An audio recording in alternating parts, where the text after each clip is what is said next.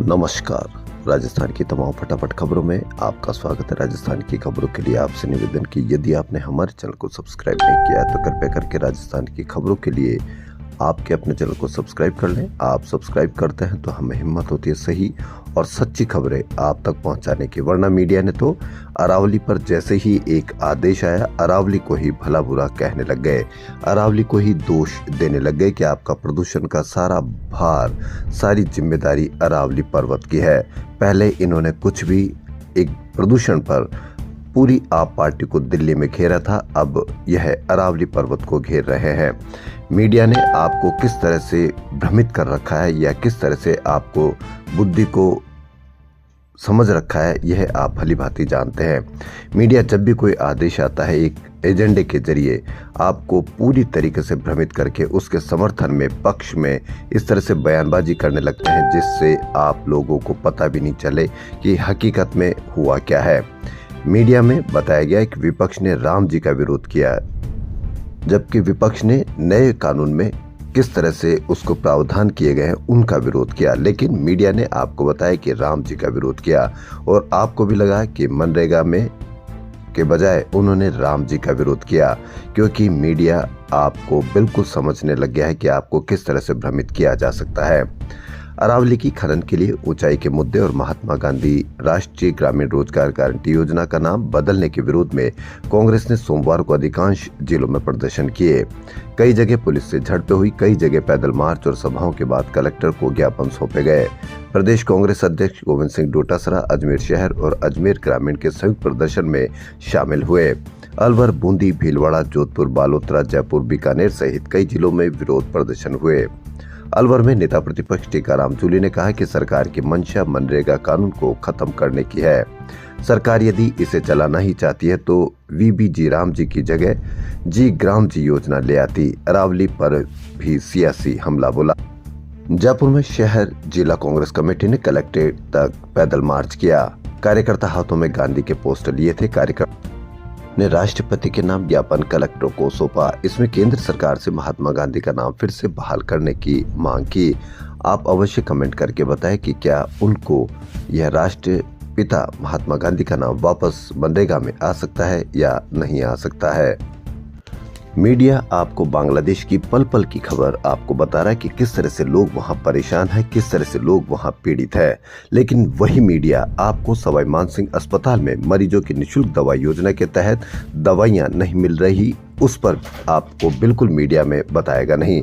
Media इस पर आपको खोज करके नहीं लाता कि मीडिया को कि दवाई नहीं मिल रही तो उसका क्या इलाज किया जाए, जबकि बांग्लादेश में क्या हो रहा है उसका जबरदस्त तरीके से कवरेज किया जा रहा है ताकि आप लोग भ्रमित रहे। क्या आपको यदि बताया जाता है कि बांग्लादेश में किसी के साथ दुर्व्यवहार हो रहा है या किसी के साथ पीड़ित किया जा रहा है तो आप क्या कर सकते हैं? यह सरकार का काम है। सरकार से सवाल पूछना चाहिए मीडिया को, न कि सोशल मीडिया पर सोशल मीडिया बहादुर बनाकर आप लोगों को दिग्भ्रमित करे, भ्रमित करे। सवाई मानसिंह अस्पताल में मरीजों को निःशुल्क दवा योजना के तहत दवाइयां नहीं मिल रही। मरीज एक से दूसरे काउंटर पर चक्कर लगा रहे हैं, लेकिन मीडिया इसको बिल्कुल भी कवरेज नहीं करता। अस्पताल में एंटीबायोटिक, एलर्जी, पेट साफ करने, ब्लड शुगर, मिर्गी, अस्थमा, बुखार और कोलेस्ट्रॉल कम करने सहित कई बीमारियों की 50 से ज्यादा दवाइयां काउंटर पर नहीं मिलने के कारण मजबूरन मेडिकल स्टोर से खरीदनी पड़ रही है। क्या आप इससे बर्बाद नहीं हो रहे, पीड़ित नहीं हो रहे? लेकिन मीडिया आपको इस खबर की बिल्कुल भी कवरेज नहीं करेगा।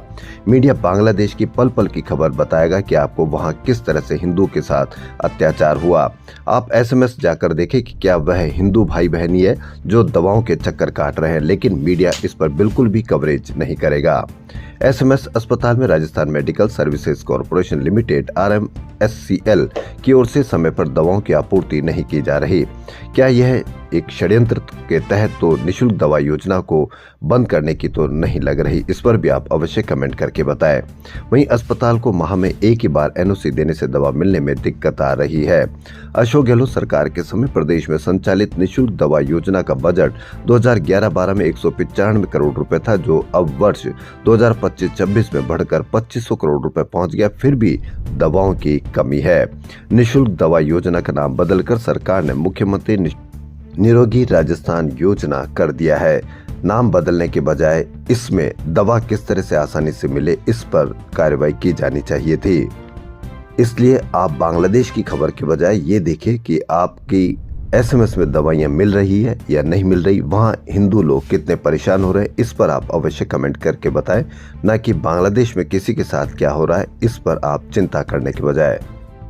पुलिस की मिलीभगत से हो रहे अवैध खनन और बजरी परिवहन की शिकायतों पर पीएचक्यू ने पहली बार पूरे प्रदेश में एक साथ डिकॉय ऑपरेशन चलाया। विजिलेंस की रिपोर्ट के बाद डीजीपी राजीव शर्मा ने 5 एसएचओ को निलंबित और 6 को लाइन हाजिर कर दिया। शिक्षा विभाग ने कर्मचारी चयन बोर्ड के परीक्षा शेड्यूल बिगाड़ दिया है। चयन बोर्ड को फरवरी और मार्च में होने वाली 3 प्रतियोगी परीक्षाओं को स्थगित करनी पड़ेगी। बोर्ड ने परीक्षा टाइम टेबल 6 माह पहले ही घोषित किया था। अब 1 अप्रैल से नया सत्र प्रारंभ होने से राजस्थान माध्यमिक शिक्षा बोर्ड ने भी बोर्ड परीक्षाएं फरवरी में करवाने का टाइम टेबल जारी कर दिया है। परीक्षाएं 12 फरवरी से 11 मार्च तक चलेगी। संदिग्ध वाहन बदमाशों की निगरानी के लिए बना ITMS कैमरा प्रोजेक्ट 3 साल से फाइलोमेट का 90 करोड़ में 233 जगह लगने थे। जी हां, शहर में क्राइम कंट्रोल और सुगम ट्रैफिक संचालन के लिए पुलिस विभाग का इंटेलिजेंट ट्रैफिक मैनेजमेंट सिस्टम का प्रस्ताव जिम्मेदार विभागों की फाइलों से बाहर ही नहीं निकाल पा रहे।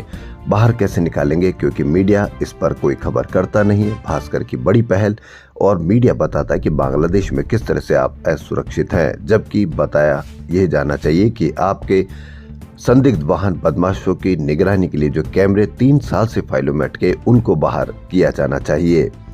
उत्तर भारत के शहरों में छाए कोहरे का असर सोमवार को सीजन में पहली बार जयपुर एयरपोर्ट पर देखने को मिला। राजधानी में सुबह 10:30 बजे तक कोहरा, वहीं प्रदेश घने कोहरे की चपेट में। सोमवार सुबह कई शहरों में कई जिलों में घना कोहरा छाया रहा।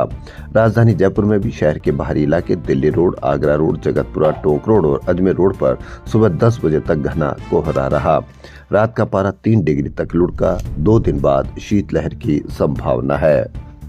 राजस्थान स्वास्थ्य विज्ञान विश्वविद्यालय ने मेडिकल की तर्ज पर अब नर्सिंग में 11 तरह के स्पेशलिटी कोर्स प्रारंभ किए हैं। कोर्सेज में सीटों की संख्या 20-20 होगी। 7 नर्सिंग कॉलेजों में college of nursing, Jaipur RUHS college of nursing सहित कई शामिल है। नए कोर्सेज में सीटों में 50% कोटा इन सर्विस कैटेगरी और 50% फ्रेशर के लिए होगा। नर्सिंग में भी स्पेशलिटी कोर्सेज 7 संस्थानों में प्रवेश परीक्षा अनिवार्य कर दी है।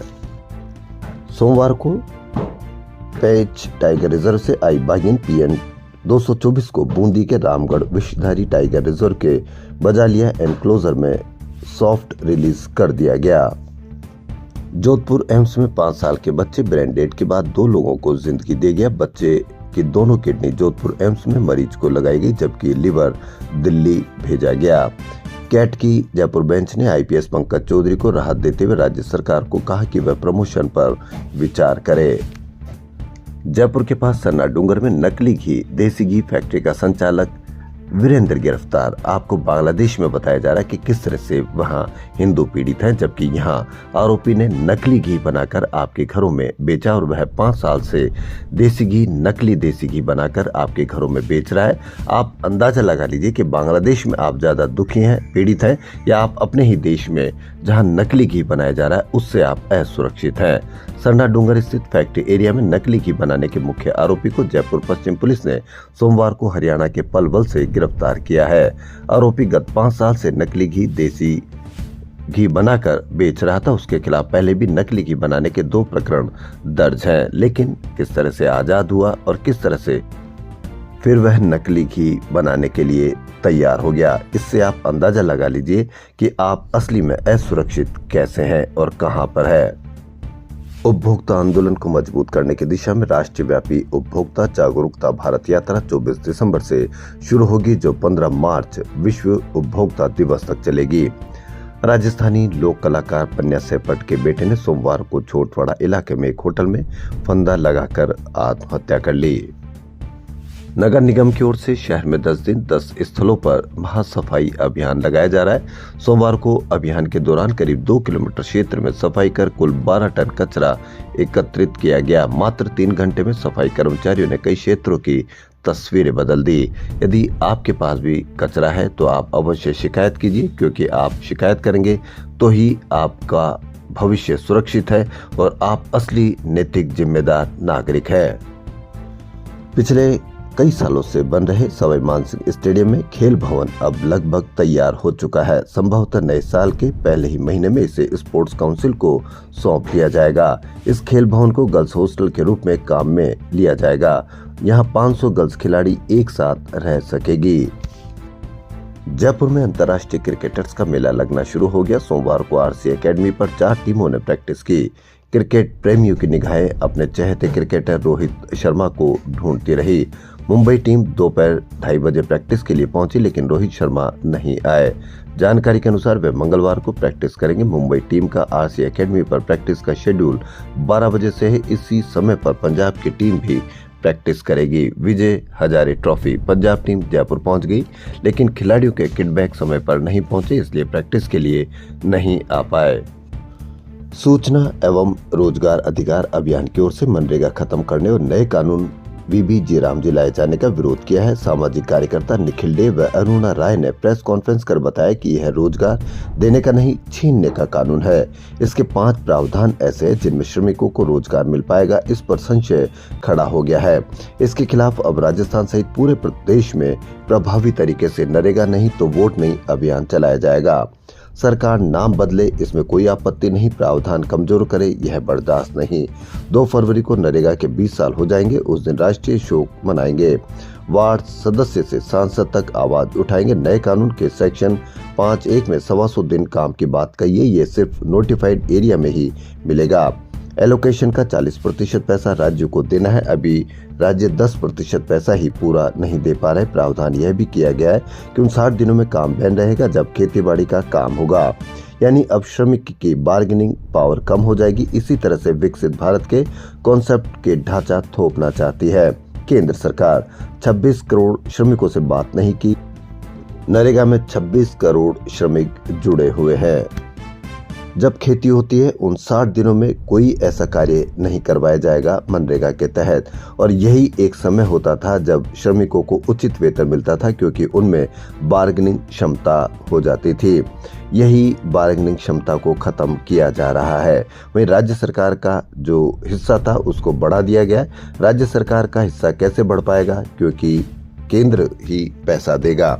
अब केंद्र किसको पैसा देगा, किसको पैसा नहीं देगा, इस पर भी आप अवश्य कमेंट करके बताएं। उद्योगों की बिजली दर में प्रति यूनिट 2 से 3 रुपए की वृद्धि से नाराज उद्यमियों ने अगले सप्ताह से विद्युत और उद्योग भवन का घेराव करने के साथ पूरे प्रदेश में आंदोलन शुरू करने की चेतावनी दी है। विश्वकर्मा एसोसिएशन भवन में सोमवार को 30 उद्योग संगठनों के प्रतिनिधियों की बैठक में यह फैसला किया गया। उद्यमियों ने कहा कि सरकार ने 1 सप्ताह में बढ़ाया गया विद्युत शुल्क व अधिभार वापस नहीं लिया तो प्रदेश स्तर पर आंदोलन किया जाएगा। इसके लिए संयुक्त उद्यमी संघर्ष समिति का गठन किया गया है। चांदी 5500 रुपए बढ़कर 2,13,000 रुपए प्रति किलो के भार पर पहुंच गई है। सोना भी 1300 रुपए महंगा हो 1,37,000 पर पहुंच गया है। जब सोना सस्ता हुआ तो मीडिया ने जबरदस्त कवरेज की। आपको बताया कि गोल्ड सस्ता हो गया, अब आप मंगलसूत्र बनवा सकते हैं। लेकिन वह कुछ समय के लिए ही आपको राहत दिया, लेकिन वापस सोना 1,37,000 हो गया है। यानी मंगलसूत्र न तो आप बनवा पाएंगे, न ही कोई चुरा पाएगा। इसलिए आप मस्त रहिए मीडिया की खबरों में, क्योंकि मीडिया समझ गया है कि आपको किस तरह की खबरें दिखाकर भ्रमित करना है। तो राजस्थान की खबरों में फिलहाल इतना ही। धन्यवाद।